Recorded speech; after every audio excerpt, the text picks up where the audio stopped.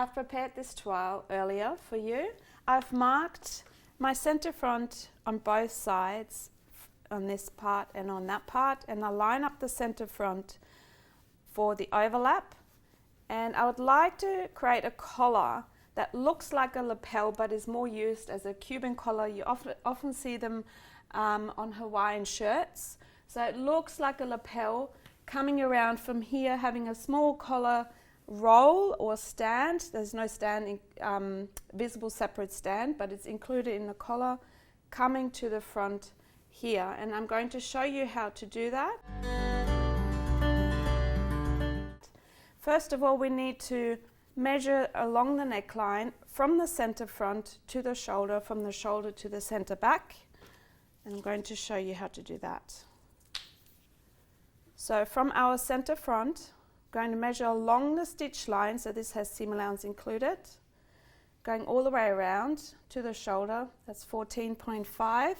I write that down. And then I'm going to turn this, and as you can see, my back panel is actually sort of scooping up a little. It always looks nicer. So once you've made your toile and you find your back is scooping up or facing up a little bit, you actually cut down a little bit. So I've pinned it along these pins here, and I'm going from my shoulder all the way to the center back, and it's 11.5, and I'm writing that down, and I can show you how I do this collar on the flat.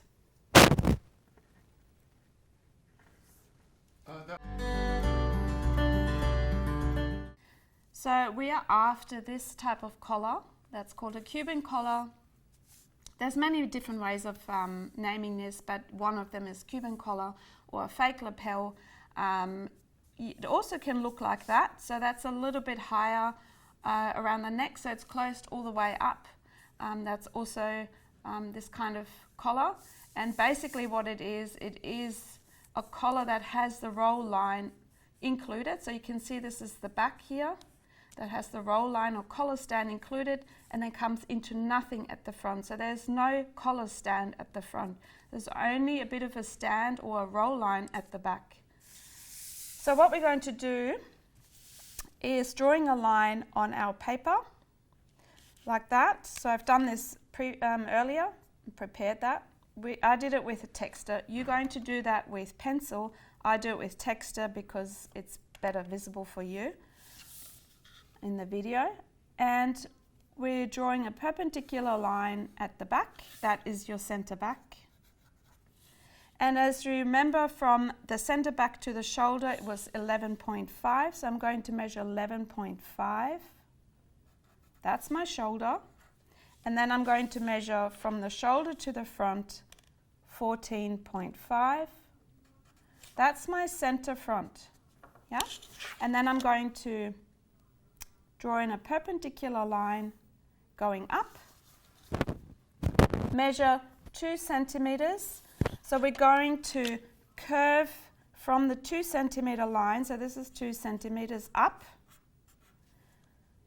Curve this into the straight line down here along the shoulder. So you can do this freehand, and I quickly do that with my pencil and then mark it with the texter so you can see it.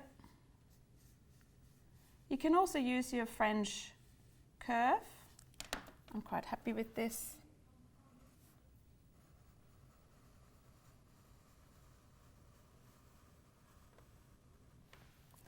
Curve it up, so this part here from the shoulder to the center back stays straight. This means it's closer to the neck, snug to the neck. The lower you go, further away from the neck it becomes. So what you want to do now is creating this collar stand or the roll line. We want to create that. We're going to mark, I want my roll line 3.5. This is just a guideline. 3.5 is a good collar stand. Going to mark that.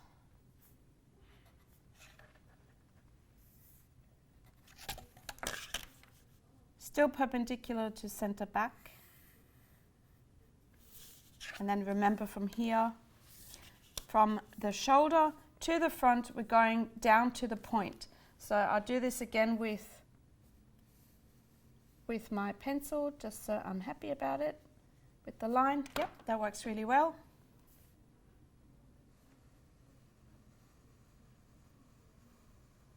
As you can see, my roll is now going into nothing, so I have no roll here.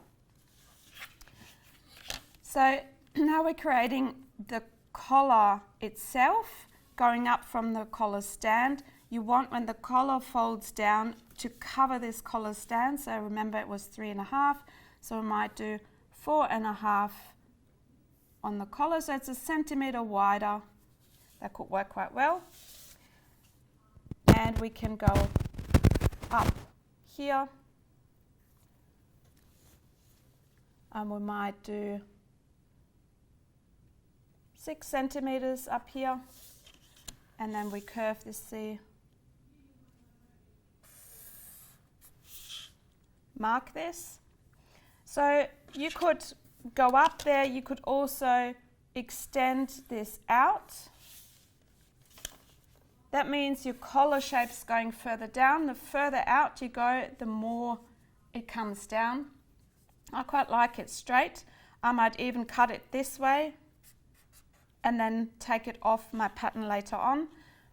I feel like this might be a little bit not wide enough. I might even add a little bit more to it. You can do that as well, or you leave it like that. Now this is ready to add seam allowance and also double the pattern. So what I'm going to do now is adding 6mm seam allowance up the top.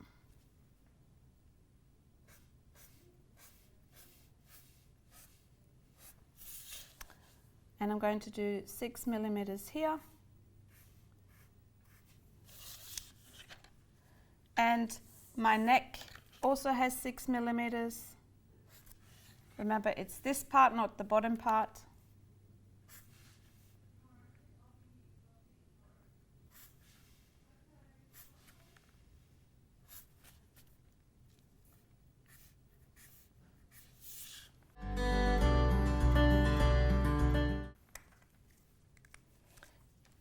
And then I want you to take this pattern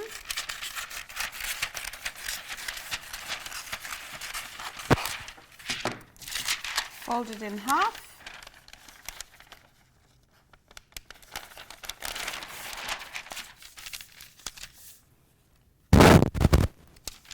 Just pin it together so it doesn't move.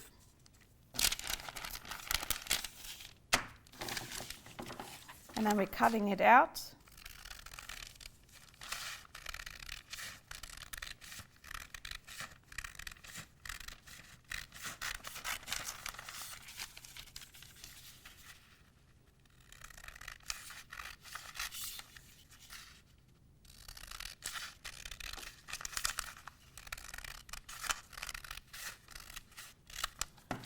Remember to mark your shoulder.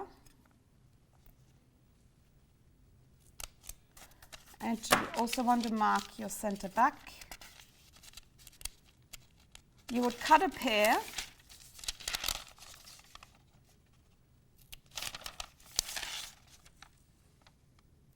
So notch the center back. And now we can cut this out in calico. Now we're only testing this. You can place this on calico. Your grain line goes across, so it's perpendicular to your center back.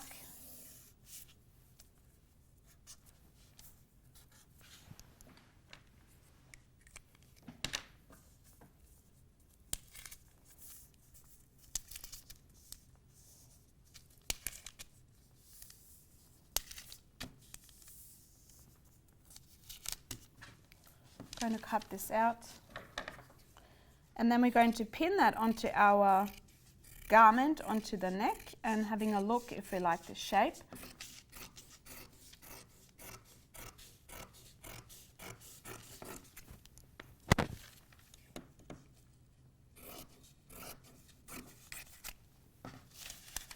As you can see, when I cut, I leave my pattern piece on the table. I try not to move it too much. I have really good scissors. They're actually flat on the table as well.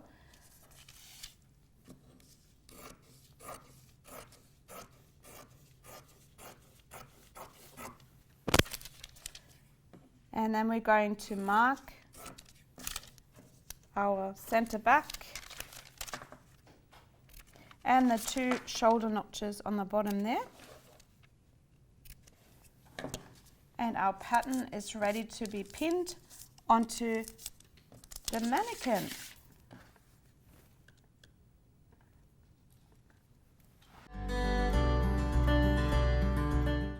Rolling. We're going to pin our collar onto our neck, and I'll start from the center back, and you can see with the collar has a bit of a curved shape and straight up the top, so that's my neck. You can always label that on your pattern or on your calico. I'm going to pin with my seam allowance, so my 6 millimeters. You can also mark the 6 millimeters in if you wish, if that helps you. Line up my shoulder notch.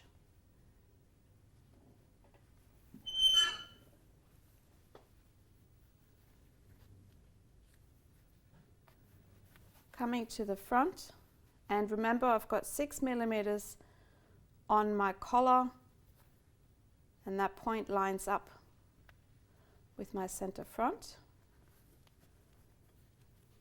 So the 6 millimeters seam allowance is going to go over my center front.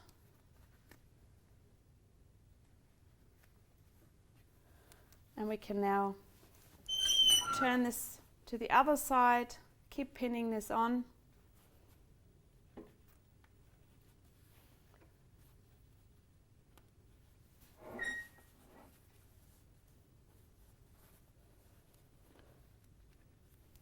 Do the same here at the front.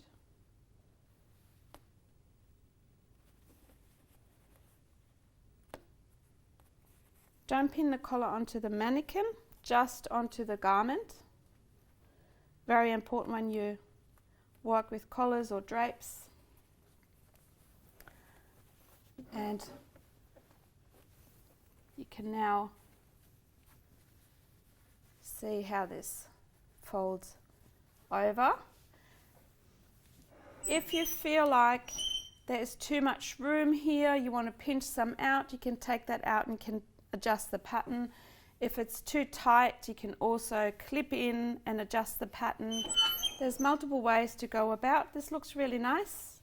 I feel like my collar might be a little bit too wide. I want it more like that.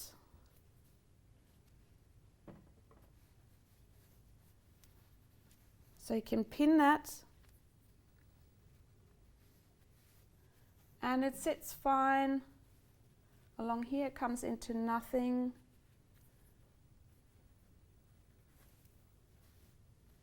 It's quite nice. That's a nice corner compared to that. Quite feel like this is right. So what you can do is mark it with a texter on the edge, and that's your finished line.